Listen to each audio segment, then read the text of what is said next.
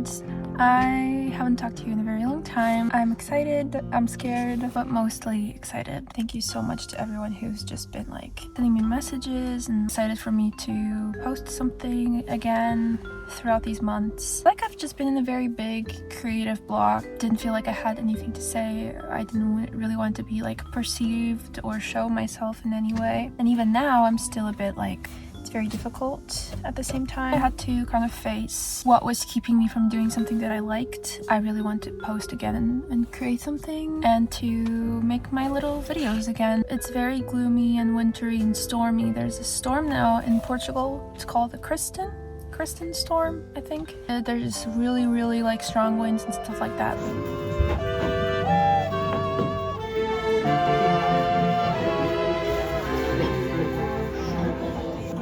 Sing me a sweet song, whispered on the breeze.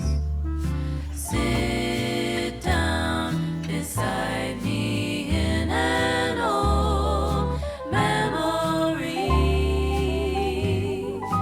Under the moonlight, beneath the northern star,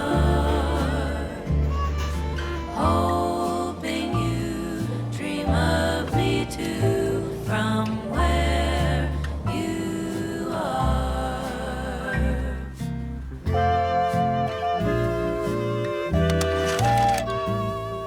I have been in a very big reading slump this past year, as in I think I finished 8 to 10 books. It's been so bad. However, has that stopped me from purchasing books? Absolutely not. This year, I am trying to just read what I start, because all of these books, I start them because I'm excited when I get them. The first book that I want to finish, and it doesn't have the cover. Actually, let me put it on. This is Are You Mad at Me by Meg Josephson. This book is a nonfiction, her first book. I follow her on Instagram for a really long time. I love her content and her soft approach to trauma, healing. When she first announced her book, I was beyond excited, to a point where I pre-ordered the book. I never really pre-order books. It's much more expensive, but I really wanted to support her, and I knew I was going to enjoy it regardless. Remember, the fawn response is a necessary adaptive mechanism for survival. This work is about healing the fawn response in a way that's realistic and possible for you. Shedding the fawn response when you don't need it, when you're actually safe. On the same branch as this, I got last year 2 books that are also trauma related. Educated tells the story of Tara, who was born in this very radical and closed-off family who believes in the end of the world. It tells the story of how she breaks through and breaks out of that. I also got Adult Children of Emotionally Mature Parents. I think I was in a kind of vulnerable state and I didn't want to continue this. I'm feeling pretty strong right now, and so I feel like this is a very strong stack to start the year with. It's a topic that I'm constantly drawn to.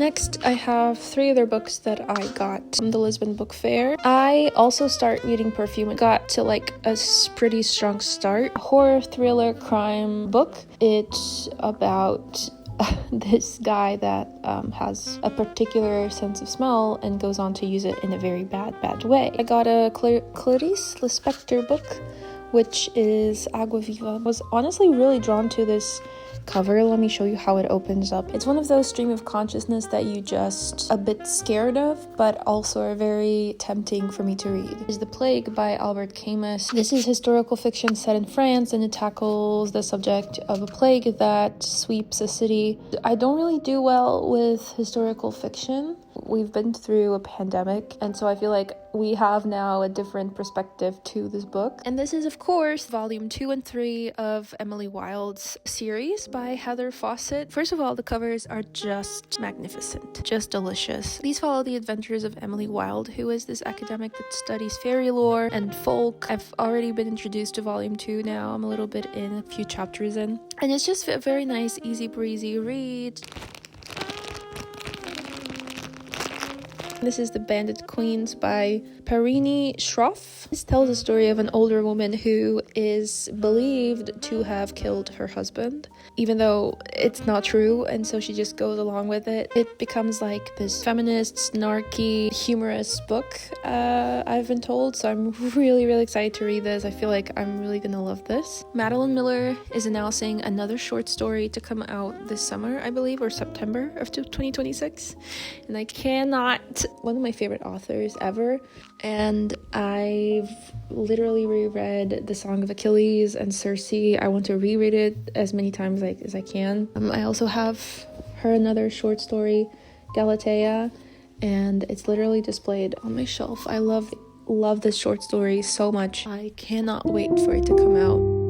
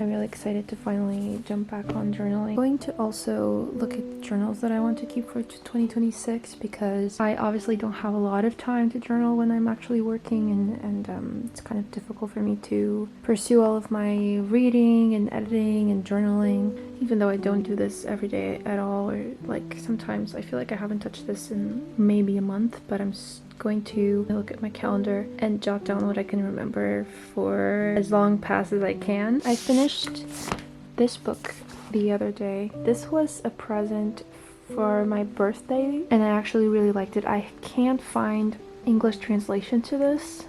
This translated is called The Happiness in the Form of a Cat. But this talks about a couple. It follows them as they go through very ordinary life moments and their love for their pet. Inevitably the cat passes away, and I think that was like what I was fearing for the entire time I was reading this book, because obviously I have my beloved Ollie, and one of my biggest fears is him eventually passing away.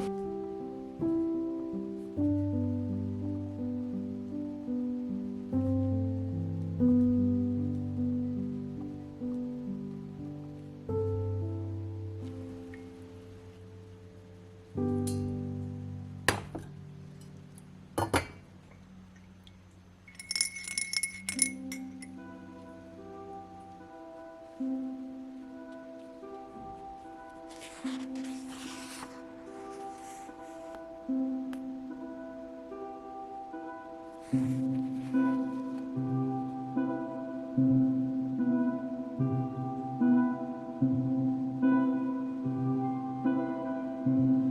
we're moving to the journaling part of the video. I just embraced the fact that I just have so many notebooks all at once and they all serve different purposes for me in my head. But the first thing that I actually did this year was this album where you put photos. I had an extra one. I ended up using it for postcards and mementos from important times of my life that I want to keep all in one place. Fill this up. It will be such a joyous moment for me because I'll have so many wonderful words from friends and like beautiful memories.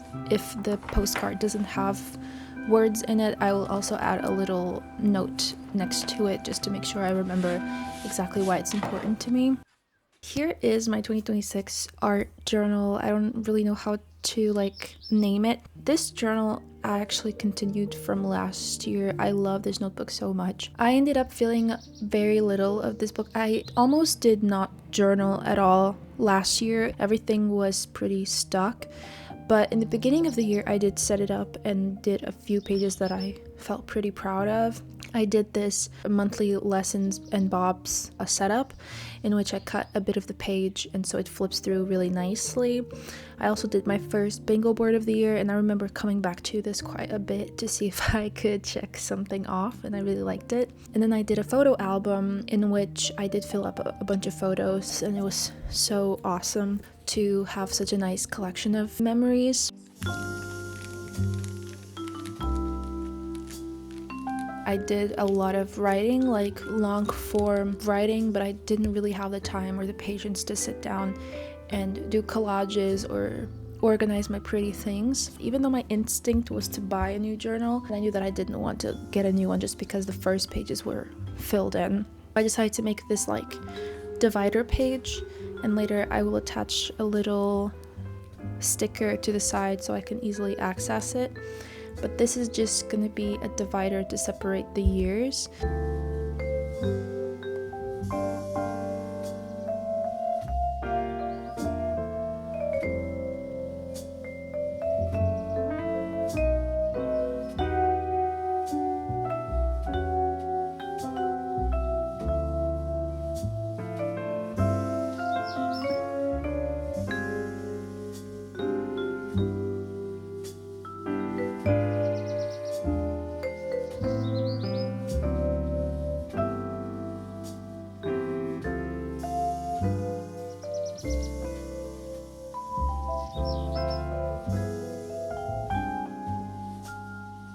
This was the only one that I felt like it didn't turn out the way I wanted, but I feel like it just got me into the momentum of journaling and collaging. And so next, you guys know I love long form writing, journaling. I've been in the tradition of doing this for a couple of years now, but every year I write a letter for my future self. So I close it off in my journal and I only read it next year. A lot can happen in a year and a lot can change.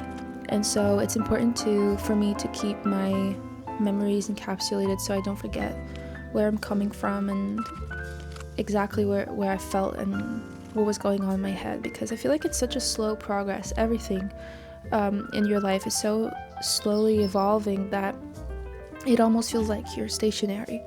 But if you look back, you understand that so much has changed. And so for me, it's really important to keep track of how I'm feeling and what I want. Anyways, next I'm doing a 2026 bingo board as well. Again, I really liked this idea. It was the spread that I kept coming back to. I really decided to go for intention this year, so setting intentions to do something and creating more routines and building stability and consistency rather than telling myself I have to read this number of books or I have to run this number of kilometers by the end of the year. But I'm not focusing on the metric. The metric is a way that I can kind of measure and see how I'm doing objectively, but I definitely want to focus on how I feel and the things that I'm spending time on. Yeah, I hope that makes sense. Maybe it was a bit convoluted, but just a long way to say that I set intentions for the year. I'm then going to set intentions for the month, and then just seeing throughout the year in a kind of lighthearted way different things, like how many books or how many miles or how I'm doing in my work. I'm writing down a couple of prompts on the bingo board, some from last year that I didn't cross off that I really wanted to this year, and then other stuff that eventually came to mind when I thought about the big areas of my life that I would like to do different fun things. So on that note, this is the intentions page for 2026, and I really like how it turned out. I loved this idea of the cats in the hats. The cats in the hats. I loved this spread idea. I love this one. I think I'm going to recreate it many times. But I made this banner out of these cats, and then I made space below for my intentions. And I can look back now at what my intentions that I eventually wrote down. I didn't write them down in this day. I kind of thought about them. I think my intentions for the year are definitely revolving around making my life enjoyable and balanced in a fun way, focusing on movement that feels good, focusing on quality time with me, with others. I also wrote down not shying away from the difficult emotions. The embarrassment will lead to growth. And I also wrote down accepting the love others have for me as a truth in my life. Things that I know that right now I'm very focused on.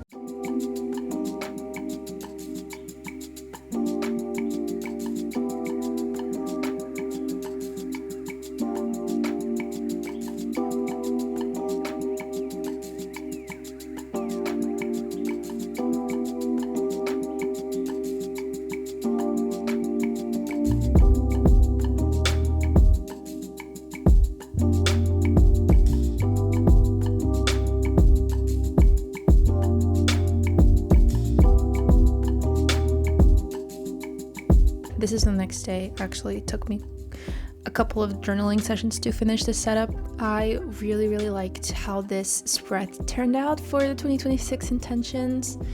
And next, I started prepping for the travel spread. Something that I realized this past year is that I really like traveling, and I've decided, and I've done that so many times this for 2025, like a lot more than I initially thought I would, and visited many new cities. And so I want to continue that for 2026, and I've already traveled to 2 new cities this year. I've already been to Budapest, which you saw in this video, and the trip was just amazing, incredible. I saw snow for the first time, and it was such like a wonderfully unexpected city that has so much heaviness and weight to it, but it's also so full of hope and warmth and comfort. I also went recently to Dublin. You'll see in my next video, hopefully.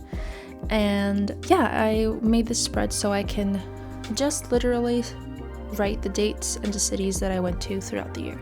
It won't have much more space for more, but I just wanted to have a short collection of the dates and the cities on this spread. Then I made this book spread, and in here I'm literally just going to print the covers of the books that I read and glue them down.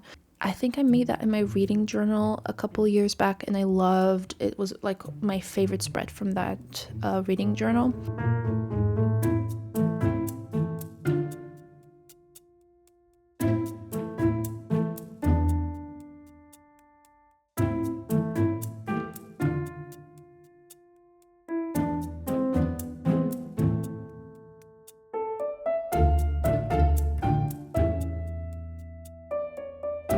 Next, I made a movies and a TV shows log. For this one, I don't think I'm gonna be able to have all of the movies and all of the TV shows in here because the covers would have to be really small print.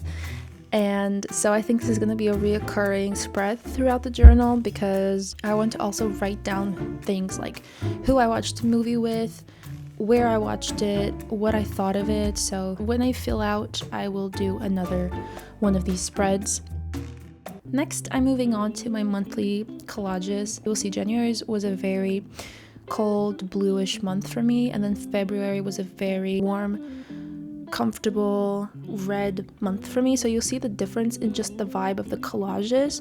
But in these monthly collages, I want to set intentions and then on like another big space, just journal my thoughts before, during, or after the month. It doesn't really matter. I really liked how both turned out, and I love the difference in color and finding out like if I have a color for the month or what intentions I have before the month start. January, it was a very like cocoon-ish month for me, and I sat down and I decided to like get the hard things done. I got so many like bureaucratic things done in January, and then February was kind of like a treating myself and focusing on abundance and like everything that I felt grateful for in my life. So yeah, I'm rambling.